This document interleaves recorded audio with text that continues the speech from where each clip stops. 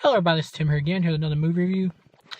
This time it's not really a new movie, pretty much kind of an older film. I kind of wanted to talk about it. I've been itching to talk about this flick. Sorry about that. I'm trying to find a good angle here. But I've been itching to talk about this flick for a while.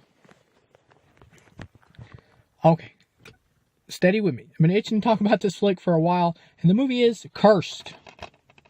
The Wes Craven flick, which I have on DVD. Starring Christina Ricci,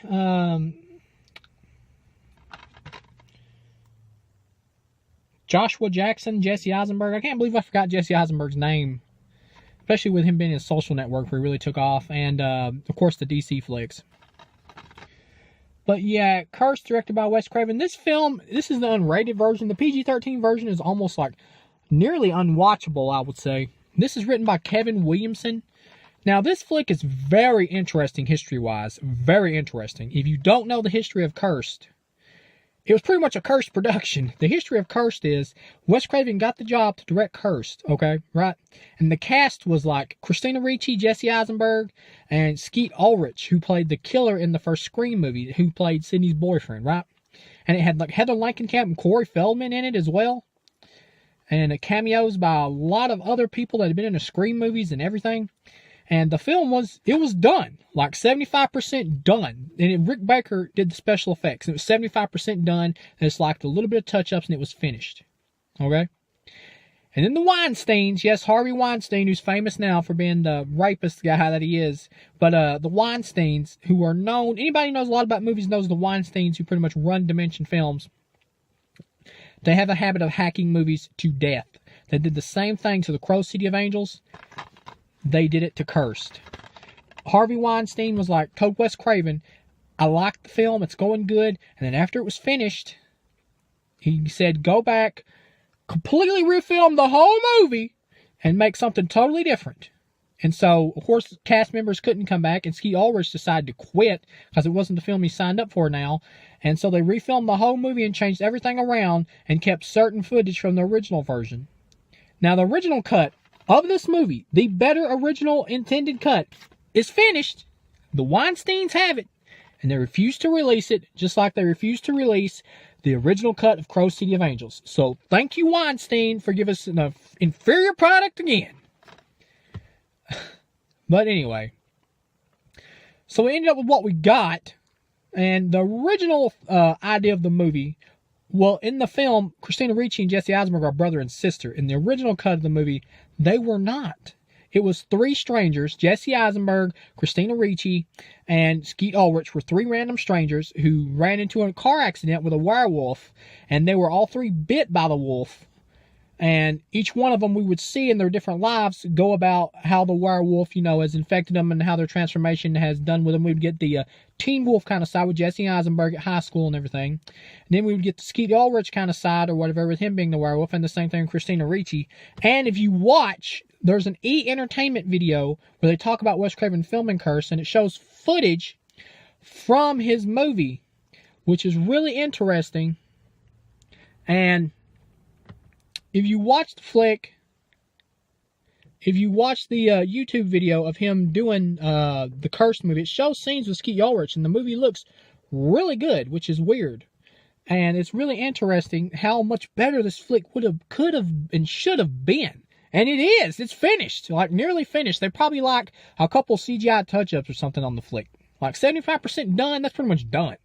And the Weinsteins just won't release it. They just refuse to release the better copy of the flicks. I have no idea why they do the same thing to Crow City of Angels. I just do not understand it.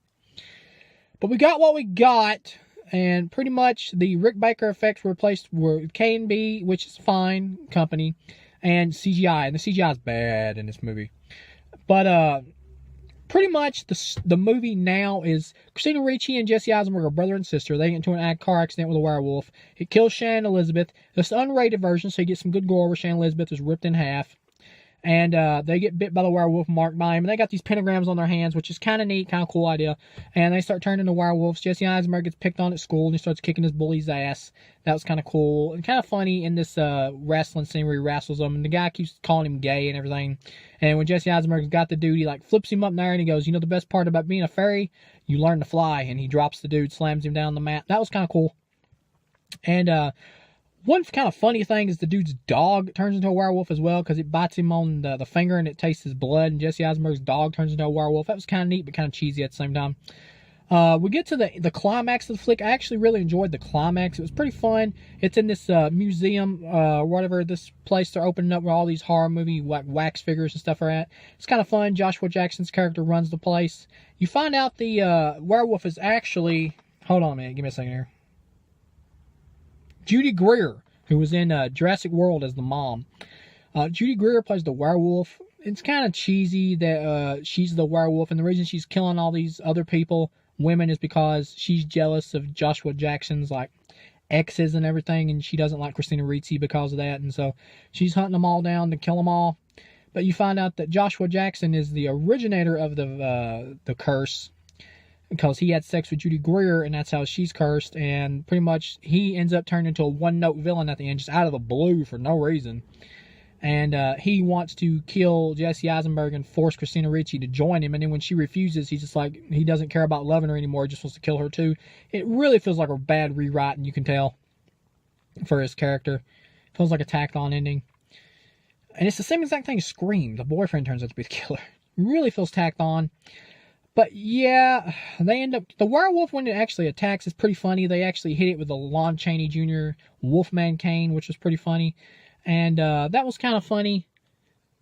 And when they hit it with that, like, bites it in his mouth and, like, rips it off and then grabs it and slaps Christina Ricci in the face. That was kind of neat. And the werewolf, like, gives him the finger at one point. That was pretty funny. It is a horror comedy. I did laugh at that. They end up killing the werewolf by having the cops, like, shoot it in the head. This is the most fun part of the movie. Had the movie ended here, I probably would have not minded the flick so much. In the original cut of the movie, the ending with who the werewolf was going to be was actually going to be like an in-joke about Hollywood. It was going to be like Scott Baio, who cameos in the movie, was going to be a werewolf, and we were going to find out there's like a cult of Hollywood celebrities who are werewolves, you know, in Los Angeles, you know, to go along with the horror comedy aspect of it. That would have been cool.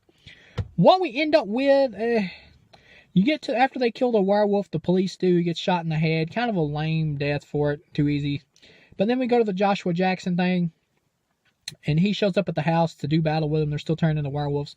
They end up, Jesse Eisenberg turns into a werewolf a little bit, and he like bites him in the neck, and then Christina Ricci hits him in the throat with a shovel. That was kind of cool, but he falls down and disintegrates into ashes once they chop his head off. And you don't kind of really see him chop his head off. It's off screen. This could have been gorier still in the unrated version. But they chop his head off, his body disintegrates, kind of cool. Jesse Eisenberg hooks up with the girl he had a crush on in school. This isn't like the worst movie I've ever seen, but compared to the director Wes Craven and Kevin Williamson's other work, like The Faculty, which is an enjoyable movie, and the Scream flicks, which are pretty much all enjoyable, even though Scream 3 is the weakest, this is very subpar. Like, I Know What You Did Last Summer is a good standard slasher. There's nothing special about it, but it's not bad. This is below par. This movie, I'll go ahead and give my rating. I'd give it a low 2. A low 2 stars. It's a passable time waster flick. I can pop this movie in and be like, and then it's over. 1 or 2 neat scenes and then it's done. The cast is not the problem. The acting is mostly fine. Nobody here is bad. But it's just dull. The movie just doesn't offer much, and the not gory enough flick, the fact that it's not that gory does hurt it being a werewolf flick. I just don't understand why they don't release the original version of this. I have no idea why they don't. But for what we got, this is just one of those just there movies for Kevin Williamson and Wes Craven. It's not terrible, but it's not good either. It's just there. It's a passable time waster flick. I can pop it in at any time, give it a shot.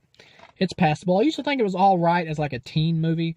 Watching it now, it's really not alright. It's more of just like there, passable. Not in a bad way, just kind of like a time waster. It's just kind of you know, one of those movies, like you can just pop it in, doesn't really stay with you. That's pretty much what this is. It's a disappointment compared to the talent involved. So I'll see you guys again with the next review.